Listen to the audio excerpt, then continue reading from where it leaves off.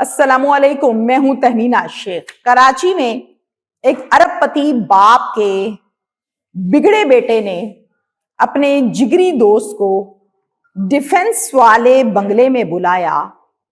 इस नवाबजादे ने अपने दोस्त को भूखे शेरों के आगे डाल दिया। ये केस इस टाइम हाई प्रोफाइल केस है और इस केस के हवाले से कुछ डिटेल्स भी मैं आपको शेयर करूंगी। आखिरकार इस अमीर बाप की बिगड़ी हुई औलाद कौन है? क्यों भूखे शेरों के आगे अपने जिगरी दोस्त को डाला? आखिर इसकी दोस्त के साथ दुश्मनी क्या थी कि इतनी नफरत के साथ भूखे शेरों को खिलाया? तफसीलात डिटेल्स के साथ आपके साथ शेयर करूंगी, बताऊंगी, और सुनने के बाद यकीन करें आप हवास बाख्ता हो जाएंगे।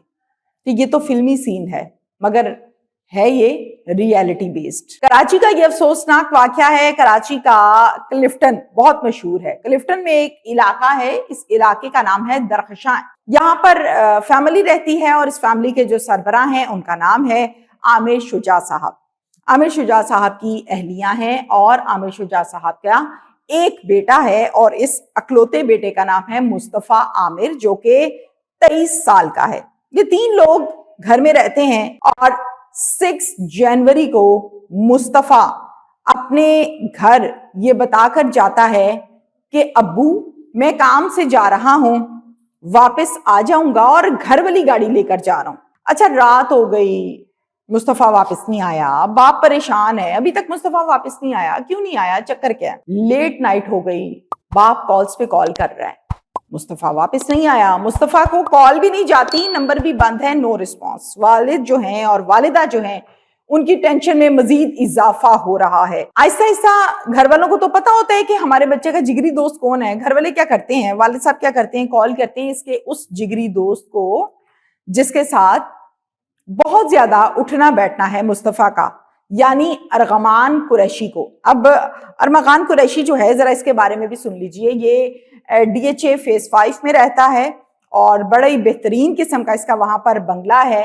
बल्कि हम इस तरह से कहेंगे कि ये कराची का एक अमीर तरीन लड़का है, रिचेस्ट बॉय है। 24 साल का ये लड़का है और इसके साथ बहुत ज्यादा उठना बैठना था इनके बेटे का, यानी कि मुस्तफा आमिर का। कहते हैं बेटा मुस्तफा का कुछ पता है? कहते हैं अंकल नहीं, क्या हुआ? कहते हैं मैं बड़ी देर से कॉल्स में ला रहा हूं, उसका नंबर भी बंद जा रहा है और कुछ पता भी नहीं चल रहा। तो मैंने कहा शायद आपके घर आया हो। कहता है नहीं अंकल, मुझे इस बारे में बिल्कुल भी नहीं पता, मेरे घर नहीं आया, मिल जाएगा, परेशान ना हो। इसके बाद वालिद साहब और परेशान हो जाते हैं, सीधा चले जाते हैं पुलिस स्टेशन और फिर एक पर्चा दर्ज कर दिया गया जिसमें मुस्तफा के वालिद जो हैं मुद्दई बने और ये अगवा का पर्चा दर्ज हुआ। पुलिस पूछती है बेटे का नंबर तो दें।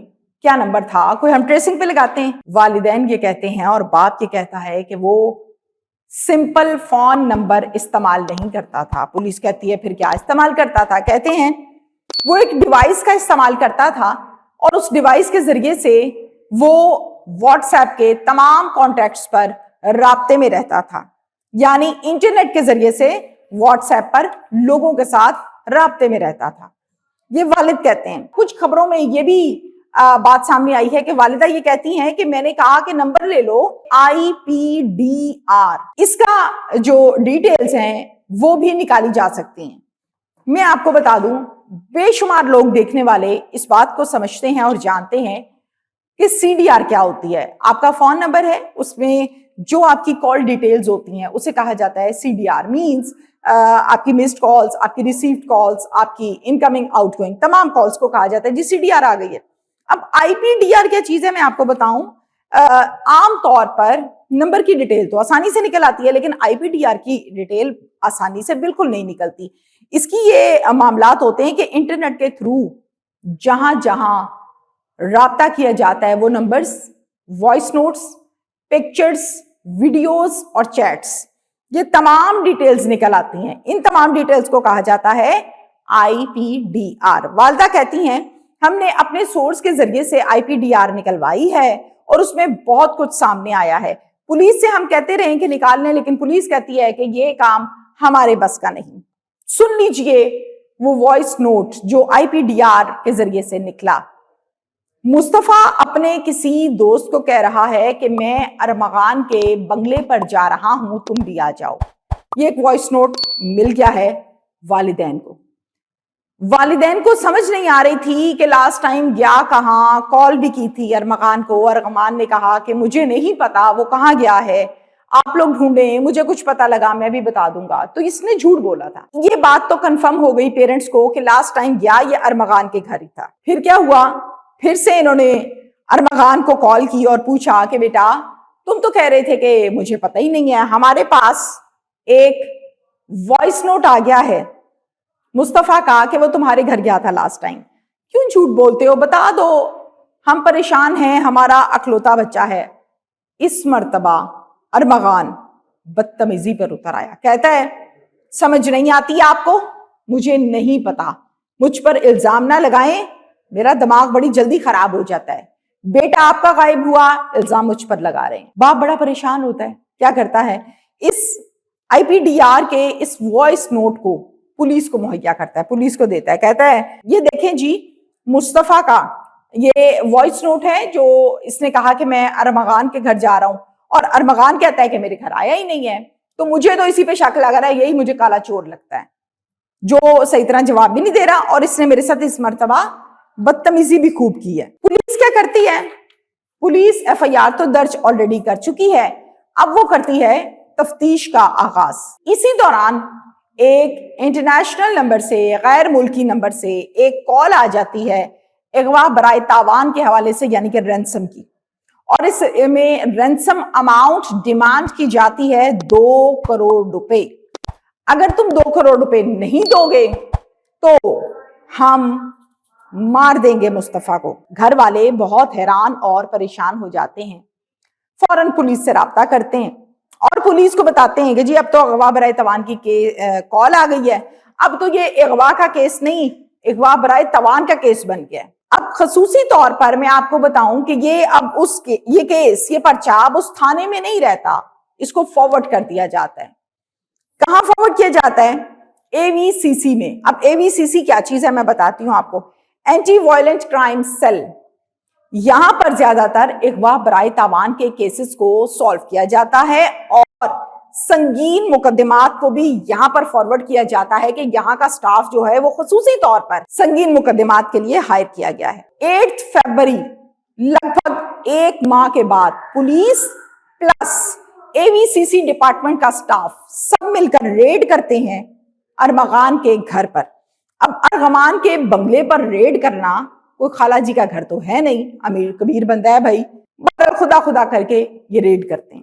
جیسے ہی یہ ریڈ کرتے ہیں تو جو اس بنگلے کے گارڈز ہیں، جو ارمغان کے گارڈز ہیں، وہ سیدھا سٹاف کے اوپر فائرنگ کر دیتے ہیں۔ اس قدر فائرنگ کرتے ہیں کہ اس فائرنگ کے نتیجے میں 3 لوگ شدید زخمی ہوتے ہیں، 1 ڈی ایس پی صاحب اور 2 پولیس اہلکار۔ ان زخمیوں کو ہسپتال شفٹ کیا جاتا ہے علاج معالجے کے لیے۔ 4 گھنٹے تک یہ فائرنگ کا تبادلہ جاری رہا اور آپریشن بھی پولیس کرتی رہی۔ 4 گھنٹے کے بعد ایٹ دا اینڈ پولیس اپنے مشن میں کامیاب ہوئی، گارڈز کو اریسٹ کیا اور اس کے ساتھ ساتھ ارمغان کو اریسٹ کیا، تھانے لے آئے۔ تھانے لانے کے ساتھ ساتھ اس کے بنگلے سے بھاری مقدار میں اسلحہ، گولیاں، لگژری گاڑیاں جس میں آڈی ہے، فورڈ ریپٹر ہے، سب سے امپورٹنٹ ترین چیز جو ملی وہاں سے وہ تھا ایک موبائل فون جو کہ تھا مصطفیٰ کا۔ وہ سب سے امپورٹنٹ تھا کیونکہ اس سے بہت کچھ آگے نکلنا تھا۔ تمام چیزوں کو پولیس نے اپنی تحویل میں لیا، کاغذی کارروائی کی اور پھر گارڈز اور ارمغان کو لیا اور سیدھا تھانے آ گئے اور شروع کر دیا کام تفتیش کا۔ پولیس ذرائع یہ کہتے ہیں کہ جی ہمارے ملزمان نے دوران تفتیش اقبال جرم کر لیا ہے۔ یہ کہتے ہیں کہ مصطفیٰ کو ہم نے قتل کر کے ملیر میں پھینک دیا ہے۔ اگلے دن ان کو لے جاتے ہیں عدالت ریمانڈ حاصل کرنے کے لیے، لیکن ریمانڈ ان کو عدالت نہیں دیتی اور ان کو جوڈیشل کر دیا جاتا ہے، یعنی جیل بھیج دیا جاتا ہے۔ پولیس پورا ملیر ایک ایک چپا چپا گلی گلی ڈھونڈتی ہے، مصطفیٰ کی لاش کہیں نہیں ملتی۔ کچھ خبریں یہ رپورٹ ہو رہی ہیں، میں نہیں جانتی کہ اس خبر کی حقیقت کیا ہے کیا نہیں، لیکن خبر کچھ میں نے دیکھا کہ کچھ صحافیوں نے یہ رپورٹ کیا ہوا ہے کراچی سے کہ ارمغان کے بنگلے میں 2 بڑے تگڑے ستھرے شیر بھی ہیں۔ ارمغان کو شیروں کا شوق ہے، ہو سکتا ہے اس نے قتل کرنے کے بعد شیروں کے آگے پھینک دیا اور وہ کھا گئے، انہوں نے اپنی پارٹی کر لی۔ ملیر میں اگر لاش پھینکی ہوتی تو ملیر سے لاش ضرور ملتی، کوئی ایک حصہ مل جاتا، کوئی باڈی کا کوئی عضو مل جاتا، لیکن وہاں تو نام و نشان بھی نہیں۔ جب یہ ریڈ ہوا تھا تو اس ٹائم ان کے بنگلے سے نہ شیر نہ کوئی شیر کا بچہ دور دور ملا تھا۔ ہو سکتا ہے اس ریڈ سے پہلے یا اس سے بھی کچھ دن پہلے ان شیروں کو کسی اور جگہ پر شفٹ کر دیا گیا ہو، میں بھی ممکن ہے۔ یہ بھی کہا جا رہا ہے پولیس کے متعلق کہ وہ پھر سے استدعا کریں گے ریمانڈ کی، تاکہ اس سے یہ پوچھا جائے کہ لاش کہاں پھینکی تھی اور لاش کی برآمدگی کرائے، نشاندہی کروائے۔ سوال یہ پیدا ہوتا ہے کہ ارمغان اور مصطفیٰ کی جو دشمنی تھی وہ کیا تھی؟ اگر تو لاش واقعی ملیر میں پھینکی ہے تو 110% وہاں سے لاش ملنی چاہیے تھی۔ وہاں سے لاش نہ ملی، جانوروں نے کھا لی، کوئی مسئلہ بن گیا، کوئی حادثہ ہو گیا تو کوئی عضو تو ملنا چاہیے تھا، کوئی ہاتھ، کوئی پیر، کوئی ٹانگ، کوئی سراغ نہیں ملا 1 مہینے کے اندر، تو یہ کیسے ممکن ہے کہ ملیر میں پھینکی ہے؟ اور اگر ان کے پاس شیر ہیں تو شیر شفٹ کیوں کیے؟ تو یہ بہت سے سوالات ابھی سالو ہونا باقی ہیں، اس کیس پر کام ہونا باقی ہے۔ پولیس کہتی جی اقبال جرم ہو گیا، ڈن، نو، استدعا کیجئے، کیس کو نتھاریے، کلیریفائی کیجئے اور منطقی انجام تک پہنچانا آپ کا فرض ہے۔ Thank you.